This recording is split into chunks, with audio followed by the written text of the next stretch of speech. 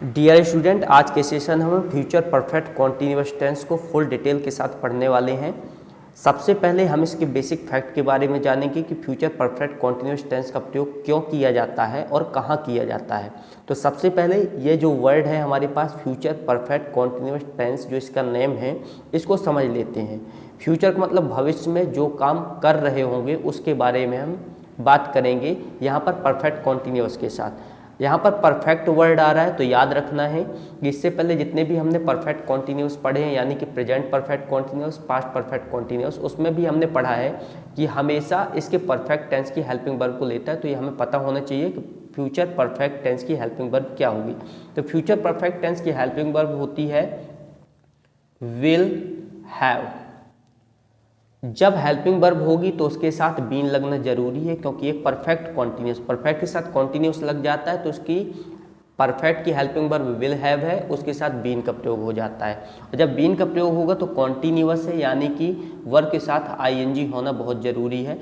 यहाँ तक इस स्ट्रक्चर को हम बेसिक रूप से पढ़ेंगे। इसके बाद जो परफेक्ट कॉन्टिन्यूअस टेंस टाइम पर डिपेंड करता है, तो टाइम किसी भी रूप में हो सकता है, सुबह, शाम, दोपहर, रात, पॉइंट ऑफ द टाइम या पीरियड ऑफ द टाइम के रूप में। तो उसके लिए सिंस या फॉर का प्रयोग किया जाता है। हमारे पास सबसे पहले फ्यूचर परफेक्ट कॉन्टिन्यूअस टेंस की आईडी क्या होती है उसके बारे में जानते हैं। तो फ्यूचर परफेक्ट कॉन्टिन्यूअस टेंस की आईडी वही आईडी होगी जो इसके कॉन्टिन्यूअस टेंस की थी। इसके कॉन्टिन्यूअस टेंस की आईडी होती है रहा होगा, रही होगी या रहे होंगे। ये इसकी आईडी होती है फ्यूचर कॉन्टिन्यूअस टेंस की। अब इस आईडी के साथ अगर कोई समय जुड़ जाए, जैसे समय, दिन, तारीख, सन इत्यादि अगर जुड़ जाते हैं तो यह परफेक्ट कॉन्टिन्यूअस में चला जाता है। रहा होगा, रही होगी, रहे होंगे के साथ अगर समय, दिन, तारीख, सन अगर जुड़ जाता है तो फ्यूचर परफेक्ट कॉन्टिन्यूअस टेंस के अंतर्गत चला जाता है। इसके स्ट्रक्चर बना के देखते हैं किस प्रकार से इसके स्ट्रक्चर बनेंगे। तो अफर्मेटिव का जो स्ट्रक्चर बनेगा, अफर्मेटिव सेंटेंस में सब्जेक्ट के बाद इसकी हेल्पिंग वर्ब जो है वो है विल हैव। तो विल हमने लगाया, हैव बीन को एक साथ लिखना है, तो ये बनेगा सब्जेक्ट के साथ विल प्लस हैव बीन। फिर लगाना है इसमें वर्ब, वर्ब के साथ आईएनजी प्लस ऑब्जेक्ट। ये इसका अफर्मेटिव का स्ट्रक्चर हो गया।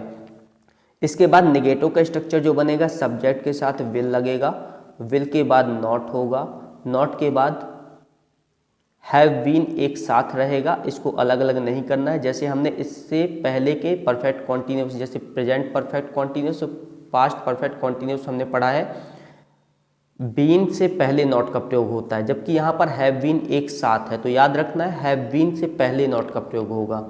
तो हैव बीन यहाँ पर लगाया, वर्ब के साथ आईएनजी प्लस ऑब्जेक्ट। इसी प्रकार से इंटेरोगेटिव सेंटेंस में हमेशा हेल्पिंग वर्ब आगे आ जाती, तो विल आगे आ जाएगा, सब्जेक्ट के बाद हैव बीन का प्रयोग होगा और हैव बीन के साथ verb plus ING plus object. ये बन गया इंटेरोगेटिव सेंटेंस का स्ट्रक्चर। इंटेरोगेटिव नेगेटिव में विल सबसे आगे रहेगा, सब्जेक्ट उसके बाद फिर रहेगा नॉट, फिर रहेगा हैव बीन पीछे हो जाएगा, have been plus verb plus ING plus object. इस प्रकार से इंटेरोगेटिव नेगेटिव का स्ट्रक्चर इस प्रकार से बन जाएगा। इसके बाद जो इसमें टाइम होता है वो सबसे लास्ट में लगता है, तो उसके लिए हम सिंस या फॉर का प्रयोग करते हैं। पहले सिंस या फॉर का यूज पढ़ेंगे और फिर उसके बाद टाइम का प्रयोग करेंगे। तो सबसे पहले समझ लेते हैं कि सिंस या फॉर का प्रयोग कहाँ पर होगा। तो सिंस का यूज और फॉर का यूज, तो यहाँ पर एक टेबल हम क्रिएट करेंगे सबसे पहले, और इसको बेसिक से समझते हैं, एकदम बेसिक लेवल से, कि सिंस और फॉर का प्रयोग हम कहाँ पर करें।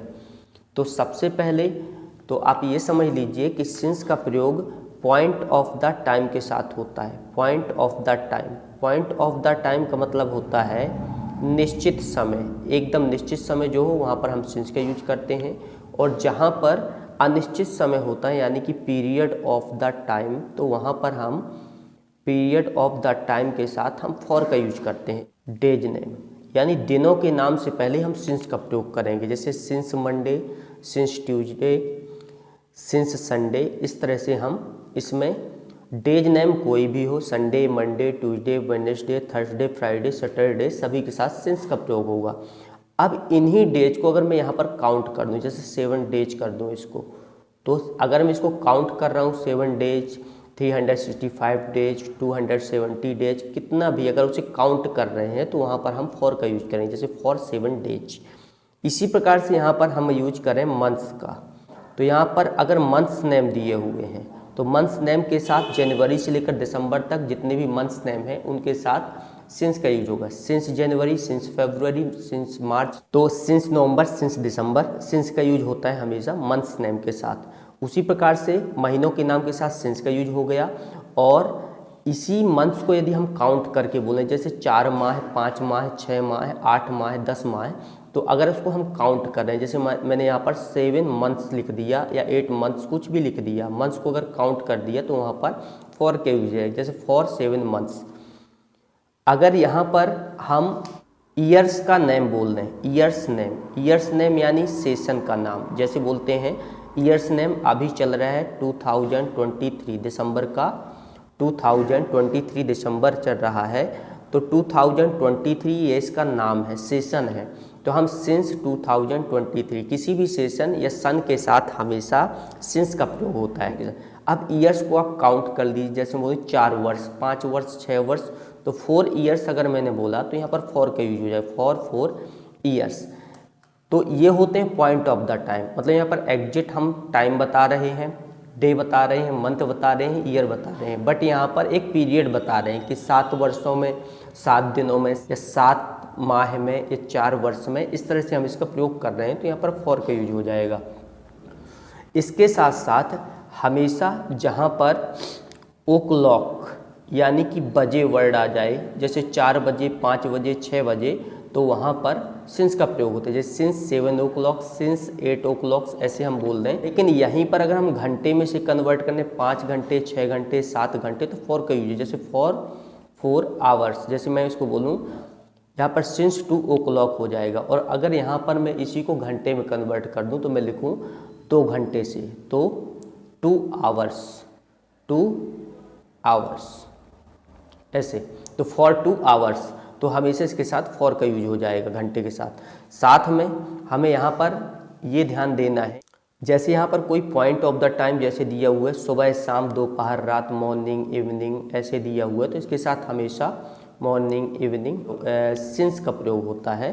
तो मॉर्निंग, इवनिंग, नाइट, टुडे, ऐसे वर्ड अगर यूज हो रहे हैं तो यहाँ पर हमेशा सिंस का यूज होता है। हमारे पास एक सेंटेंस दिया हुआ है, वह 2 घंटे से आपका इंतजार कर रही होगी। इस सेंटेंस का ट्रांसलेशन करते हैं। सबसे पहले इसमें सब्जेक्ट ढूंढेंगे, तो कौन कर रहा होगा 2 घंटे से इंतजार? हुआ है, तो यहाँ पर सब्जेक्ट है हमारे पास, हुआ है। इसके बाद सेंटेंस के लास्ट में तो कर रही होगी, क्या कर रही होगी? इंतजार, तो ये पूरा एक्शन है यानी कि क्रिया है, तो मेन वर्ब हो जाएगा यहाँ पर। इसके बाद आपका मतलब ये ऑब्जेक्ट हो जाएगा, और 2 घंटे से ये होता है टाइम, ये लास्ट में यूज होता है। तो इस सेंटेंस को बनाने के लिए वह 2 घंटे से आपका इंतजार कर रही होगी, सब्जेक्ट हो गया सी। सी के बाद हेल्पिंग वर्ब इसकी होती है विल, तो विल हमने लगाया सी विल, फिर हैव बीन साथ में रहता है, तो हैव बीन, तो बन गया सी विल हैव बीन। इंतजार करना वेट होता है, तो वेट के साथ हमने आईएनजी लगाया, वेटिंग यू, आपका, she will have been waiting you. अब यहाँ पर दिया हुआ टाइम 2 घंटे से, जब 2 घंटे की बात हो रही है तो ये पीरियड ऑफ द टाइम होता है, और पीरियड ऑफ द टाइम के पहले हमेशा फॉर का प्रयोग किया जाता है, तो फॉर 2 आवर्स, फॉर का यूज हो जाएगा 2 आवर्स से पहले। तो she will have been waiting you for 2 hours, वह 2 घंटे से आपका इंतजार कर रही होगी।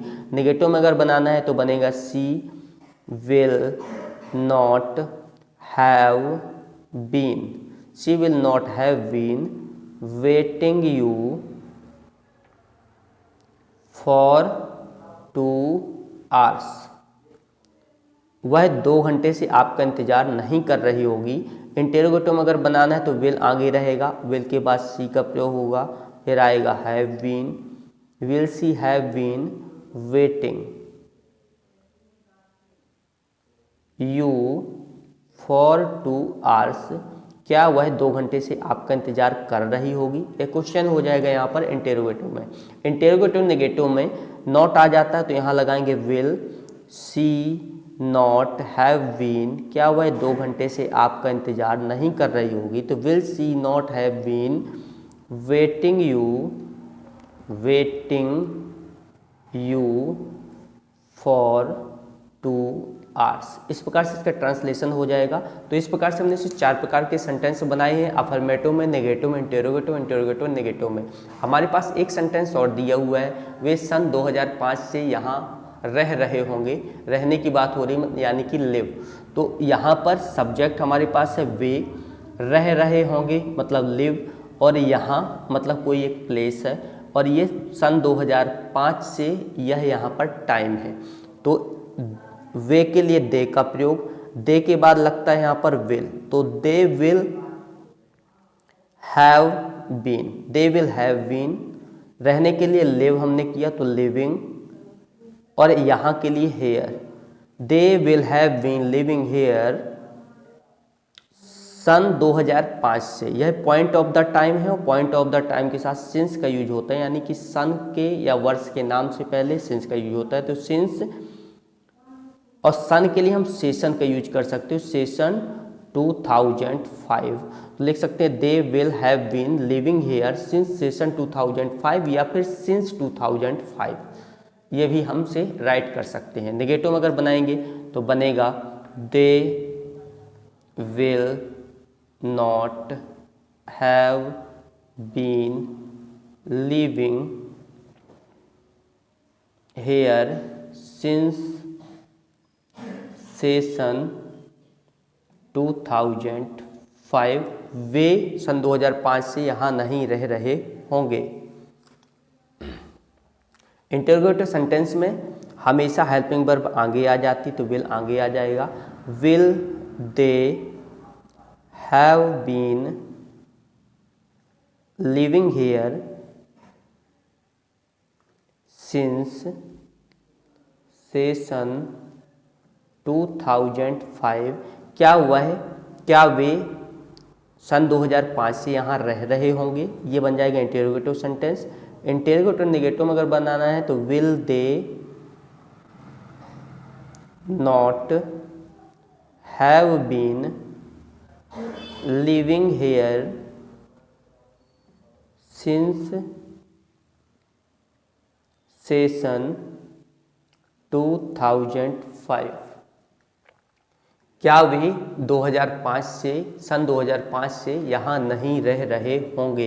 तो इस प्रकार से हम इसका ट्रांसलेशन करेंगे।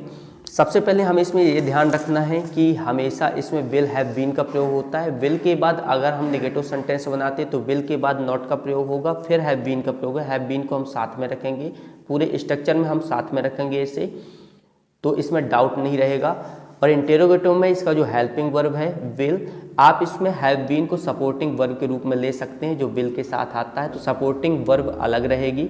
तो विल को हमने आगे कर दिया इसमें, और विल आगे है जबकि हैव बीन एक साथ में है नॉट लगने के बावजूद भी।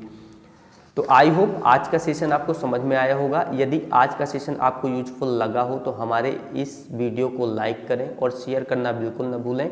यदि आप इस चैनल पर नए हैं तो इस चैनल को सब्सक्राइब कर दें। मिलते हैं नेक्स्ट सेशन में, तब तक के लिए जय हिंद जय भारत।